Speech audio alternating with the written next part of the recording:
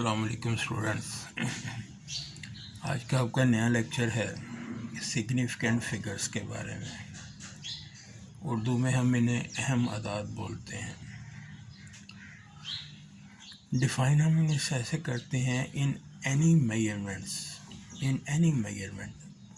The accurately known digit and first doubtful digit are called significant figures. फिर से सुने, in any measurement accurately known digit and first doubtful digit are called significant figures। अब थोड़ा सा इसे समझ लेते हैं। फ़र्ज़ किया आप किसी मेजरमेंट को एक स्केल के साथ मेजर करते हैं जिसमें सेंटीमीटर में मार्किंग हुई हुई है। आपने एक लाइन को मेजर किया, लेट्स से उसकी पैमाइश 2.4 और 5 के दरमियान है, यानी 2.4 और 5 के दरमियान है। अब आप ना उसे 2.4 कह सकते हैं, ना 2.5 कह सकते हैं। अंदाज़ा लगाएंगे कि अगर वो हाफ से पीछे है तो आप फिर उसे 2.4 ही पढ़ लेंगे, और अगर वो हाफ से आगे तो आप 2.5 पढ़ लेंगे। 2 की हद तक तो आपने उसको बिल्कुल सही पढ़ा, कोई उसमें फॉल्ट नहीं है। लेकिन जो ऊपर वाला 4 है, या वो 4 था या 5 था, तो अब इसके बारे में हमें डाउट पैदा हो गया।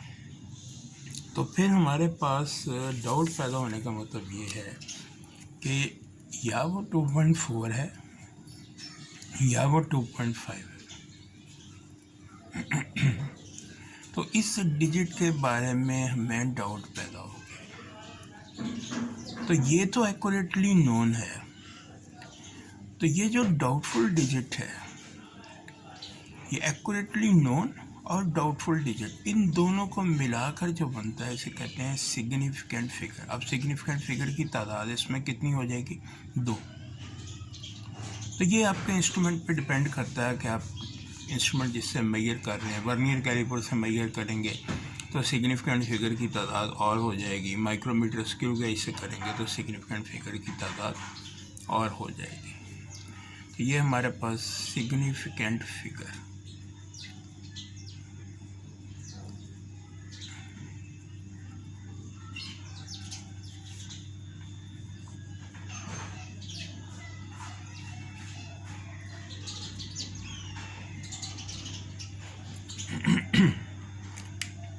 अब इसके बारे में कुछ रूल्स हैं सिग्निफिकेंट फिगर्स के बारे में, तो वो ज़रा याद कर लें। यहाँ पर सारे में टर्न बाई टर्न आपको समझा देता हूँ कि तमाम जो नॉन ज़ीरो डिजिट हैं ये सिग्निफिकेंट होते हैं। कहाँ से लेकर 1 से लेकर और 9 तक, 1 to 9 तमाम डिजिट जो हैं ये सिग्निफिकेंट हैं।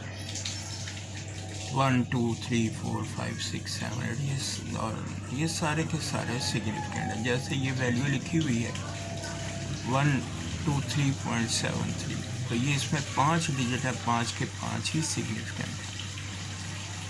ज़ीरोज़ जो हैं उनके बारे में ये डाउटफुल, ज़ीरो जो हैं ये सिग्निफिकेंट फिगर हो भी सकते हैं और नहीं भी हो सकते। ज़ीरो के लिए कुछ रूल्स हैं सिग्निफिकेंट फिगर लिखने के। ज़ीरो अगर 2 सिग्निफिकेंट फिगर के दरमियान में आ जाता है, मैंने न्यूमेरिकल सॉल्व किए हुए हैं, लेकिन इधर करके मैं आपको ये बता देता हूँ। लेट्स से ये 0 अगर 102 है तो ये 0 सिग्निफिकेंट होगा, यानी यहाँ पर सिग्निफिकेंट फिगर की तादाद 3 हो जाएगी। 0 अगर 2 सिग्निफिकेंट फिगर के दरमियान में आ जाता है तो ये आपके पास ये जो है ये 0 सिग्निफिकेंट होगा। जो 0 पहले आते हैं उनको कहते हैं लीडिंग ज़ीरो। लेट्स से ऐसे हो गया 0 1 2, ये लीडिंग ज़ीरो हो गया। तो लीडिंग ज़ीरो कभी भी सिग्निफिकेंट नहीं होंगे। यहाँ सिग्निफिकेंट फिगर की तादाद 3 है, यहाँ पर सिग्निफिकेंट फिगर की तादाद 2 है। अब जो बाद में ज़ीरो आते हैं उसे बोलते हैं ट्रेलिंग ज़ीरो। अगर तो डेसिमल पॉइंट की शक्ल में बाद में ज़ीरो आ गया, जैसे ऐसे लिखा हुआ है 1 2 0, तो ये ज़ीरो भी सिग्निफिकेंट होगा, ये ज़ीरो भी सिग्निफिकेंट होगा। लीडिंग ज़ीरो कभी सिग्निफिकेंट नहीं होंगे, लेकिन अगर ज़ीरो जो है वो आपके पास डेसिमल पॉइंट के बाद आ जाता है तो फिर ये ज़ीरो जो है सिग्निफिकेंट होगा। अब इसके बाद ऐसा भी हो सकता है कि कोई वैल्यू 10 की पावर में लिखी, अगर ऐसे लिख दिया इसको इंटू 10 रेज़ टू पावर 1, तो फिर जो आपके पास 10 की पावर में चलेगी वैल्यू वो सिग्निफिकेंट नहीं होगी। बाकी इसमें सिग्निफिकेंट फिगर की तादाद 2 होगी अगर आप इसको 10 की पावर में लिखें, तो इसमें सिग्निफिकेंट फिगर की तादाद आपके पास 2 होगी। तो ये रूल्स बयान किए गए, ये ज़ीरो के लिए, ये ट्रेलिंग ज़ीरो के लिए और इस तरह आपको बताया कि ये अगर ट्रेलिंग ज़ीरो, ये ट्रेलिंग ज़ीरो है, ये अब इसके बारे में आपको बताया कि 10 की पावर में लिखा जा सकता है, तो इसमें 12 जो है ये 2 डिजिट सिग्निफिकेंट हो गए और ये सिग्निफिकेंट नहीं हो गए। ये मेजरिंग इंस्ट्रूमेंट पर भी डिपेंड करता है, लेकिन फ़िलहाल आप इसे ऐसे समझ लें। और ये आपको 10 की पावर में यहाँ फिर एक्सप्लेन हो गया कि ये इसमें जो 10 की पावर में है वो सिर्फ ये सिग्निफिकेंट होंगे, ये सिग्निफिकेंट आपके पास 10 की पावर से ये सिग्निफिकेंट नहीं है। अब इसके बाद आ जाता है, अगर आपके पास बहुत सारे नंबर हैं जो कि मल्टीप्लाई और डिवाइड हो रहे हैं, तो फिर सिग्निफिकेंट फिगर की तादाद कैसे होगी। ये फ़र्ज़ किया एक नंबर आपको दिया गया ये वाला, इसको मल्टीप्लाई किया गया, ये पूरी value 3.456 into 10 raise to power 5, और इसको मल्टीप्लाई किया गया 2.25 इंटू 10 रेज़ टू पावर 6। इनका जो आंसर हमारे पास आया वो आया 7.776 इंटू 10 रेज़ टू पावर 11। अब इसमें जो आंसर में सिग्निफिकेंट फिगर की तादाद जो आप लिखेंगे वो कैसे लिखेंगे, तो इन दोनों वैल्यूज़ में जिनमें सिग्निफिकेंट फिगर की तादाद कम होगी उतना आंसर आप लिखेंगे। देखें इसमें सिग्निफिकेंट फिगर की तादाद है 4, 1 2 3 4, इसमें सिग्निफिकेंट फिगर की तादाद है 3, 1 2 3। तो अब हम जो आंसर में सिग्निफिकेंट फिगर लिखेंगे वो लिखेंगे, इसको 3 डिजिट तक लिखेंगे, यानी ये यहाँ 7.77 लिखेंगे, यानी सिग्निफिकेंट यहाँ तक हम इस आंसर को लिखेंगे।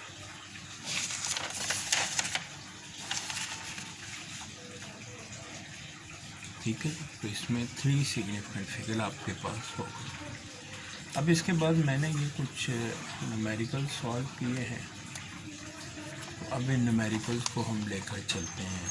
एक्सरसाइज के न्यूमेरिकल है, पहले ये शॉर्ट लॉन्ग क्वेश्चन देख लें, आप ऑलरेडी सारे डिस्कस कर चुके हैं।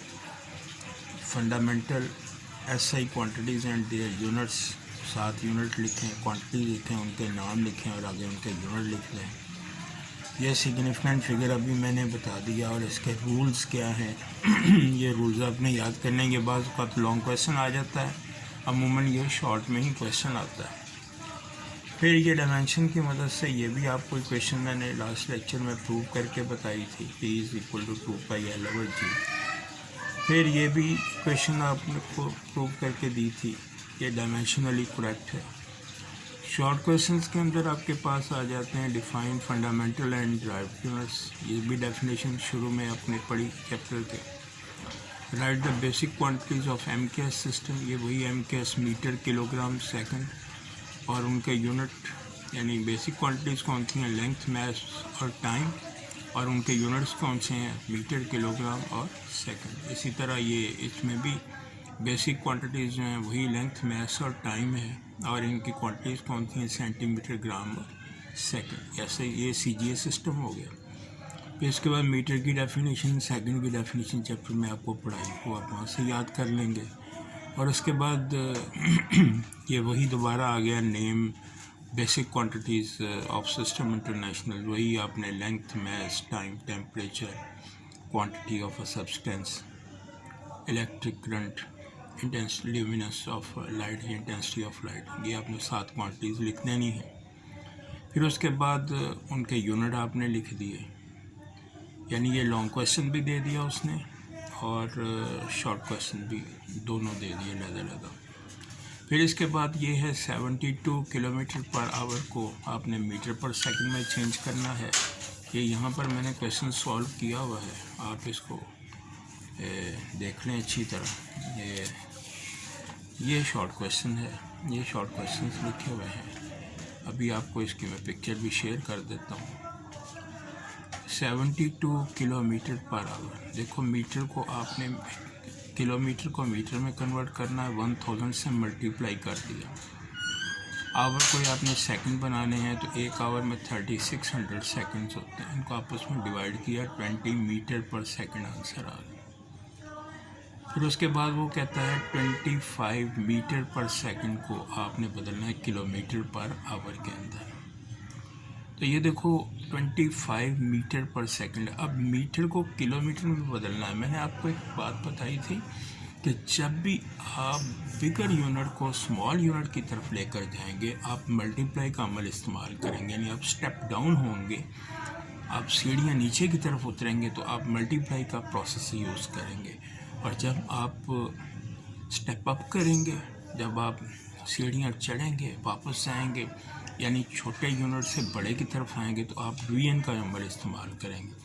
तो यहाँ किलोमीटर से छोटा यूनिट मीटर था, 1000 से मल्टीप्लाई किया। यहाँ मीटर से बड़ा यूनिट किलोमीटर है, 1000 से डिवाइड किया।